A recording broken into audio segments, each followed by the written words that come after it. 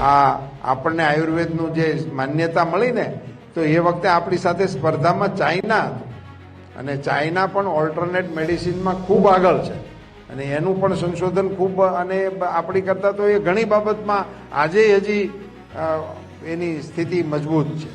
તો એમાં પણ એ આગળ હતું, પણ વિશ્વમાં જે મત બન્યો છે એની તરફ મારે અંગુલી નિર્દેશ કરવો છે. એટલા માટે હું આ વાત તમારી વચ્ચે છેડી રહ્યો છું. છેલ્લે જ્યારે નિર્ણય કરવાનો થયો ચાઇના ને ભારત, તો ત્યાંની તમામ મેડિસિન છે એ પ્રાણીજન્ય છે.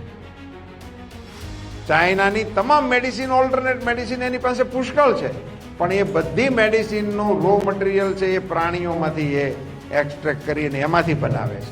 અને આપણી આયુર્વેદની તમામ મેડિસિન છે એ વનસ્પતિજન્ય છે.